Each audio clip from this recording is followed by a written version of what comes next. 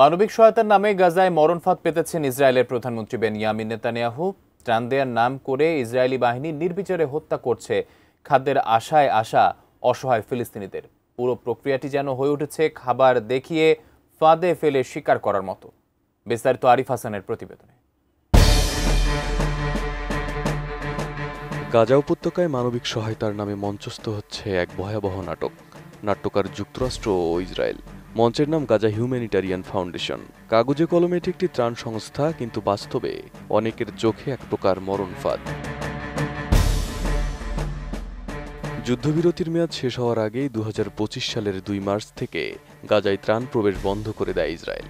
এরপর শুরু হয় দুর্ভিক্ষ পরিস্থিতি। বিশ্ব সম্প্রদায়ের সমালোচনার মুখে জিএসএফ নামে নিজস্ব ত্রাণ বাহিনী চালু করে যুক্তরাষ্ট্র ও ইসরায়েল।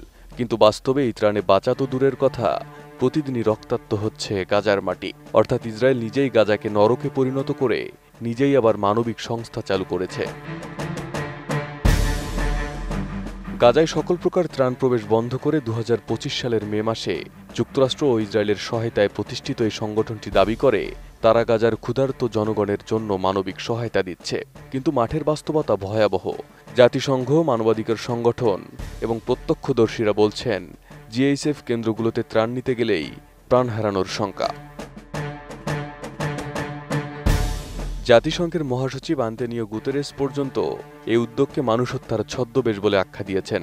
কাতার ভিত্তিক সংবাদ মাধ্যম আল জাজিরা বলছে, জিএসএফ এর বিতরণ কেন্দ্রের আশেপাশে এখন পর্যন্ত 700-রও বেশি ফিলিস্তিনি নিহত হয়েছেন, যাদের বেশিরভাগই ত্রাণের আশায় এসেছিলেন।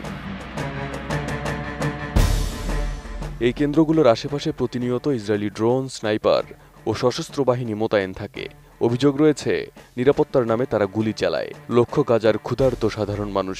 এর ফলে প্রতিদিনই ত্রাণ নিতে আসা কয়েক ডজন ফিলিস্তিনি নিহত হচ্ছেন। বিশ্লেষকরা বলছেন, এটি শুধু ত্রাণ বিতরণের প্রশ্ন নয়, এটি একটি ভূরাজনৈতিক অস্ত্র। দাতব্য সংস্থাগুলোর পরিবর্তে ইসরায়েল ও যুক্তরাষ্ট্র নিজেরা মানবিক হওয়ার নাটক করছে।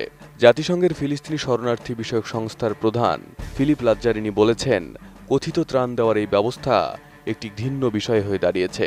ত্রাণকে অস্ত্র বানানো হয়েছে। জিএসএফ এর কার্যক্রম নিয়ে নানা মহলে সন্দেহ ও সমালোচনা চলছে।